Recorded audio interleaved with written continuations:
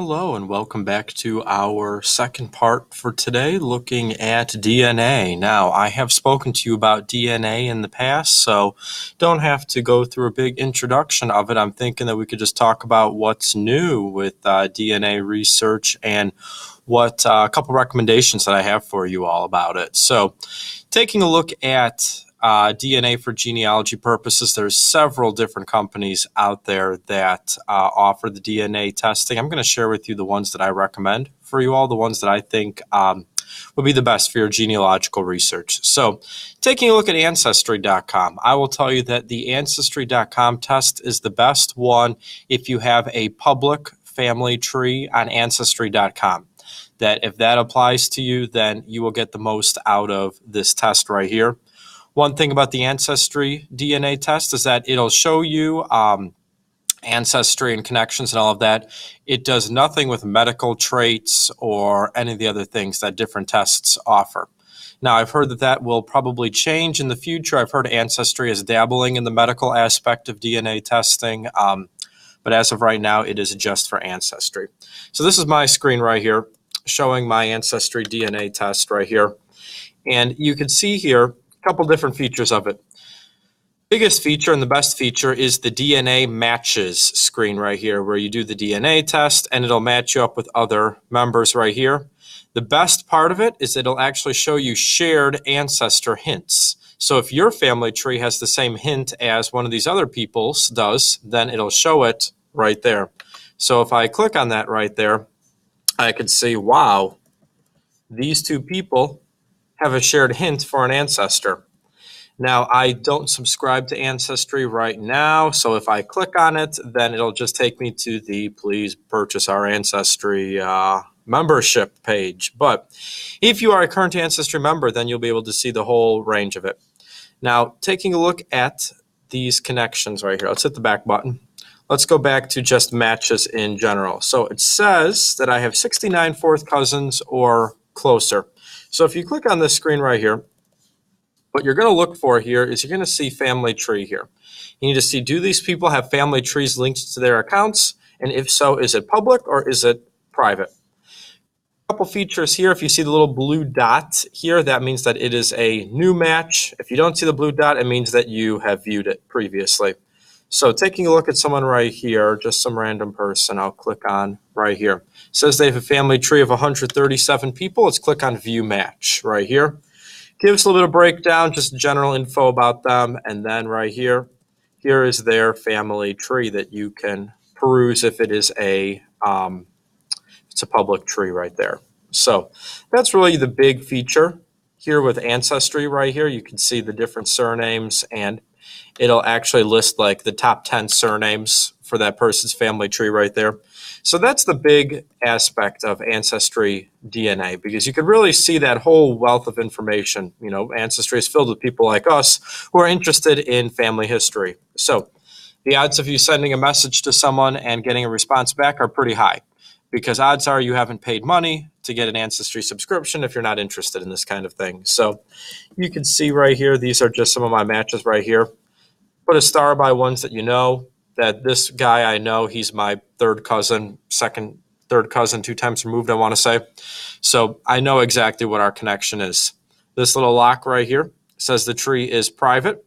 So if the tree is private, you could always send them a message, send them a request to view the tree, and then you will be good to go with that. So just hitting the back button. Ancestry has their percentages right here saying, oh, you know, you're X percentage British, X percentage Southern European, that kind of thing. So this science, like I said before, it's in its infancy. It's fun to think about, but it's not hard and fast. Something new with Ancestry is they have here genetic communities. Here, I'll click on that to show you.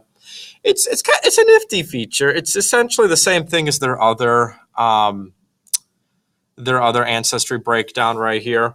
What impressed me was how really good this is, because literally this is my ancestry right here, these 2 parts of Poland right here. So that really impressed me with it right there. But again, it's just looking at the markers in your DNA, and it's looking at the odds calculation, calculating your results against other databases. I've seen people a part of like colonial New York community, people part of Portugal community, Irish, Scandinavian, French, Canadian, that kind of thing. So again, it's a nifty feature, but it's not something that's a hard and fast science just yet. Finally, DNA circles is another good thing. They look at your public family tree, they compare it to their whole member database, and they see, oh, these people all have ancestry in Quebec in the 1700s. They throw them in a DNA circle thinking, oh, okay, you probably have connections with this ancestor or that ancestor, that kind of thing, based on your public family trees. If you have a private family tree, obviously won't do it for you. My family tree is private. Sorry, I've been burned by too many people taking stuff from me without my permission, so that's why my tree is private. But that being said, if you have a public tree, DNA Circles is something great for you to use. So, Ancestry.com test, it's good for you the more involved you are on Ancestry. If you have nothing on Ancestry, I would still recommend the test because then you can connect with this whole member database here. But that being said, that's how you'll get the most out of it. Moving on to FTDNA, there's not a whole lot new with FTDNA. It's pretty much the same thing. You've got the family finder, the Y chromosome, the mtDNA, and the autosomal tests right here. In general, I'll tell you that FTDNA tests are more expensive than the other ones. They don't tell you as much as other DNA tests. I would really recommend you getting an FTDNA test if you are Americana. That if your family has been here since colonial times, I'll tell you that they have some amazing colonial tests. They've got some great projects set up for, gathering for people for surnames, geographic origins, that kind of thing. And their members are very dedicated. That all of these are run by volunteers. It's a great community. So, if you've heard my talks before, you know that I'm mostly Polish. So I haven't had a lot of luck with FTDNA personally. But that being said, you could. Probably the thing that I have on FTDNA is I have the transfer option over here. Let me scroll back down to that right there. The autosomal transfer right here. You can take your results from 23andMe or Ancestry and you can bring it over to FTDNA for free. You have to pay a little bit of extra to get some of their other features to them. Like if you pay a little extra, I forget how much it is. You could see how much, you could see here. The family finder results will come with ethnic percentages, that kind of thing. So FTDNA, great tool to have, depends on what you are looking for. I definitely recommend, hey, it's free, transferring over your results that might be able to find some matches in there. That's just the big shame with all these different companies doing DNA testing is someone gets tested with one company but not the others. You're not going to find their results unless you test with that particular company. That, kind of wish there was one massive database for everyone's data, but, that would get in the way of corporate profits and all that great stuff. So moving on over to DNA land. This is something new with DNA testing. I don't think I talked to you guys about this last time I talked to you about DNA. DNA land is what sets it apart from the other websites is that this is not a company. This is a university researcher trying to advance scientific knowledge. So it's all free to use. You don't have to pay anything. The way they make money is that they will in turn use your data for their testing for whatever they do.